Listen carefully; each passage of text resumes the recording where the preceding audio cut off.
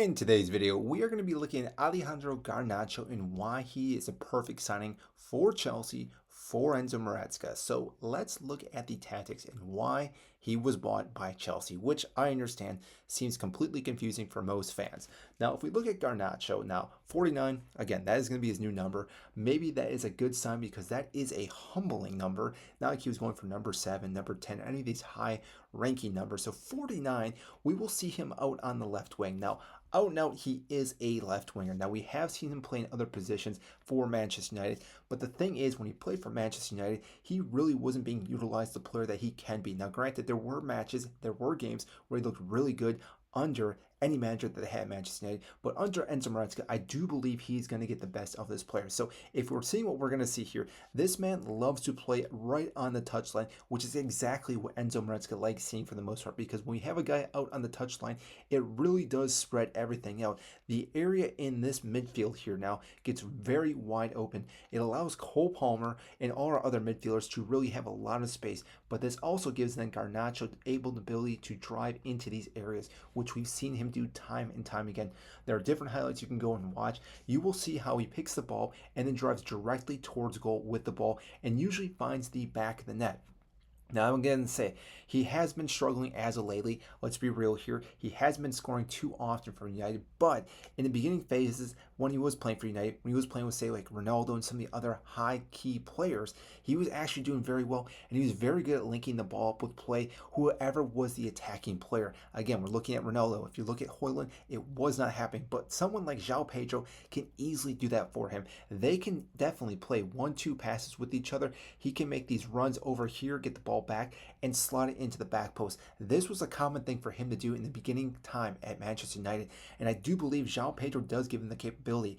If not, he also has Cole Palmer, who again can make these passes, and if João Pedro is on the back post, he can make these through balls with Garnacho's pace, can run onto us and play it far back post, and therefore again can link a play not only with Palmer but also with João Pedro. Now, the other thing that we definitely want to talk about is again his pace, because with his pace, this is going to be an area that we may actually see us leaving him more space on the left side, because we may actually start pushing people off to the right side to overload the right side, but that will then give Garnacho all this space to run into and give him the freedom that he definitely needs. So this is where, like, say Fofana, Toast, and whoever our CBs are, they can ping the ball over the top into this open area. So if we are defending like this, and all of a sudden Garnacho can hang out in this area, we can, like I said, play the ball over the top. He can drive in this area. João Pedro can clearly catch up to him. So can Pedro Neto. All three of these players are very quick. We can hit teams on their counterattack very quickly. But even if, say, we are not on the defensive side and we are kind of unlocking teams, like I said, with all this area over here, if we ping the ball over into this area, it gives Garnacho one-on-one opportunities to take on defenders. Now, I do think the more and more he will play in this team, the better he will get. Now, I understand there are different players in this squad that will definitely compete with him, but overall, like I said, if you are looking at this squad, there really is only Jamie Gins and Garnacho out on that left side. We obviously could see Pedro Neto on this left side. They could rotate for the most part, but overall, if we're looking at the squad depth, it really is Garnacho and again Jamie Gins on this left side. Now, like I said, we could see other players play there, but overall this will be a good fit for Garnacho. The other thing we definitely are going to allow to see here is how he's going to work with Enzo Fernandez, because obviously both players playing for the international Argentina, they definitely already have a link of play and understand how to play with each other, but Enzo Maresca or Enzo Fernandez will be able to hold this player accountable,